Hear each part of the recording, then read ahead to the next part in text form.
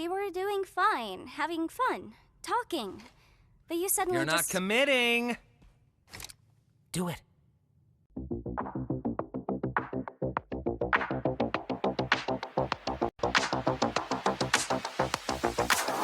I can't tell you how many times I would have abstracted if I were to be placed in the amazing digital circus. Honestly, I can't tell you how many times I've come close to abstracting in real life. It's not the undiagnosed schizophrenia or the anger management issues that make me say that, or even the cosmic nihilism and existentialism that I sometimes struggle with. The real reason that I could have abstracted, both digitally and literally, was because of my inability to accept the Jacks in my past.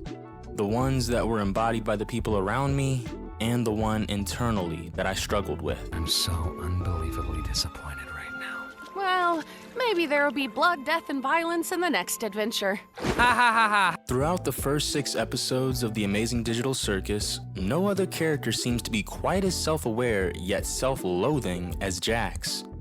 Ragatha acknowledges, to varying degrees, her capacity to manipulate others, even if it's for their own sake. Kinger is capable of recognizing his lapses in sanity only occasionally. Both Zubul and Gangle only ever briefly reflect on the masks they hide behind and the parts that make up themselves that don't completely feel correct. Even Pomni took until the 6th episode to truly enjoy the position she found herself in, and that enjoyment was short-lived when her and Jax found themselves as the last contestants in a The Finals-like search and destroy gun game.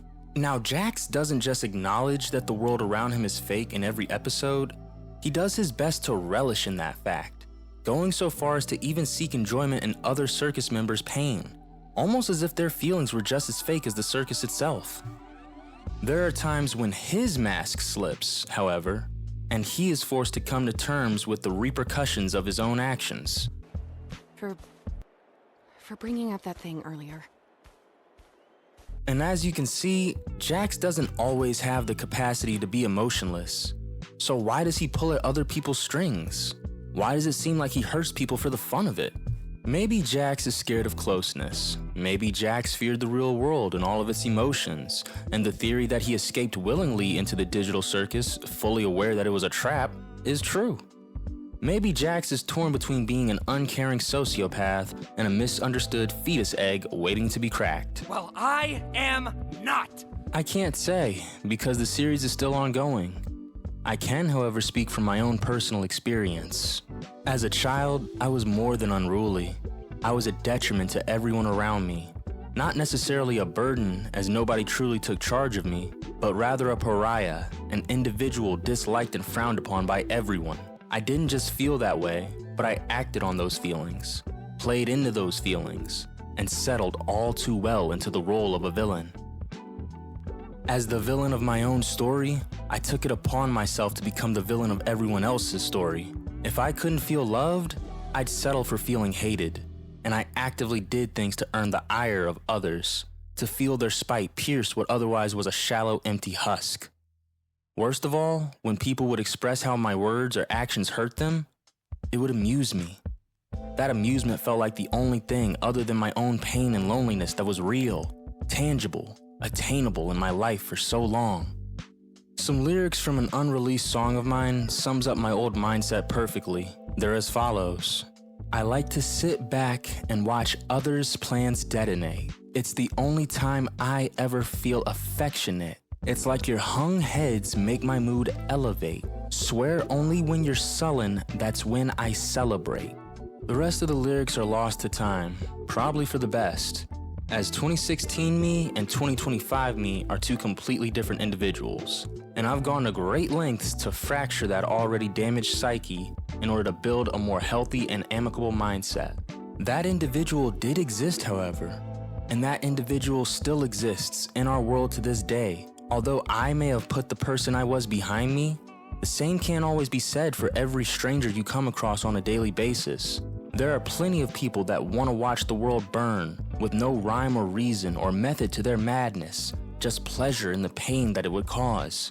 Sometimes I wake up in a cold sweat, not because of a night terror I can't remember, but because of the onset karma that I know my past will inevitably bring. Sometimes I feel like each setback in my life that I go through is that cosmic punishment coming around, and unlike a person seeking vengeance, the cosmos is infinite, and its punishments can be as well. I'm a New Zealand extremist, and I don't know what New Zealanders threaten people with.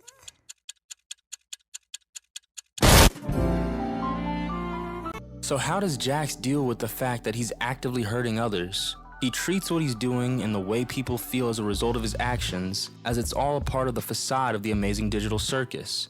He forces himself to believe that he is not a human being hurting other human beings, but rather an archetype, fulfilling his role and obligations to other archetypes. That role and obligation to be a pariah. And Jax fits the role of a pariah well. Although he may call himself the funny one and says he does everything he does simply because he finds it funny, that's not always the case. Jax doesn't always find hilarity in his own actions, and sometimes he doesn't even seem amused by them. Jax! I actually didn't mean to do that. Are you all right, Gangle? Oh. What? I just said it was an accident. Unbelievable. Jax fits the role of a pariah simply because of his ability to create a disdain for himself felt by the people around him. Gangle believes they are nothing more than Jax's plaything. Zooble openly dislikes and distrusts Jax. Ragatha is constantly seen in opposition to Jax's shenanigans, believing him to be a corrupting factor towards the other circus members. The only individual that seems to be unfazed by Jax is Kenger, possibly in part due to his lapsing sanity, but that could just be Kenger's tactic of not letting Jax bother him, especially when he's being a witness to Jax hurting who Kenger believes to be his close friends. Jax's pariah-like tendencies are put on full display with his last interaction with Pomni. He pushes her buttons, urges her to betray him, and outright states that he takes joy in the suffering of others, that he is nothing more than the pain he causes. It's sad, and it's scary to relate to. I do not care about you or anyone else in this circus in the slightest. End of story. You are my playthings, and I get joy out of making you suffer. Is this nigga serious? I'm the one who causes pain for fun. If I led you on, it was just to make this part hurt you more. Oh, brother, this guy stinks! Now would normally be the part where I talk about Jax's redeeming qualities, or maybe how the world would need an individual to be a pariah, but I have nothing. This isn't Family Guy, and neither is real life. There is no upside to being the most hated, and if you feel like you need to gather hatred towards yourself, whether it's out of jealousy of the love you see around yourself but not dedicated to you, or the pain you see around the world that you feel you may be better equipped to handle than others, or even simply a need to feel something, I'm here to tell you that it will not help anyone, including yourself. Being the villain won't satisfy your needs, nor will it fix whatever it is you feel is broken, and it definitely won't net you any points in the eyes of God or whomever it is you serve spiritually. Embodying the evil you see in this world, or even working to create a type of evil unheard of, will rot you and leave you an even more distraught wreck than how you found yourself prior. Jax's near abstraction at the end of episode 6 is proof of that. My many nights seeing the Hat Man or Benadryl Man at the foot of my bed is real world proof of that. If you find yourself in an environment of hatred that you created, then you're already on the road to abstracting, much like Jax is.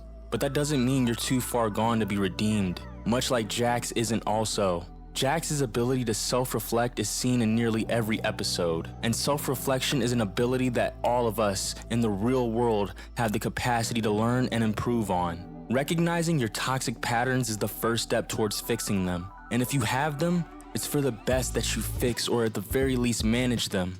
I don't have a grandiose joke or cutaway for the ending of this video, probably due to its content hitting so close to home for me. So instead, I'll end it with a Bible verse. If you're not religious, that's okay. It may still resonate with you if you've ever felt like embracing the idea of being the villain. 1 Corinthians verse 11 states, "When I was a child, I spoke as a child. I thought as a child. I understood as a child. But when I became a man, I put childish things behind me. I believe that succumbing to the instincts of a bad guy, accepting the role of an ill-intentioned antagonist, allowing yourself to become the villain is an immature and unhealthy mindset that will only hurt you and others in the long run, regardless of how amusing it may feel in the moment. I challenge everyone watching now to put away those immature thoughts, feelings, and actions. Not just for the world's sake, but for your own. And if you won't do it for yourself, if you have no loved ones to do it for, then do it for me. Because I'm too close to abstracting, and you turning your life around might just be the lifeline I need. Pomni asked the question better than I could. What would you do if I abstracted tomorrow? I'd move on. And probably forget about you. Thank you for watching. If you're new to the channel, consider liking and subscribing, and commenting your interactions with the Jaxes in your life. Above all else, remember this: every saint has a past, and every sinner has a future. I love you, and I hope to see you in a brighter future. Whew, man. This was all sorts of embarrassing, huh? So, you're gonna shoot me or what?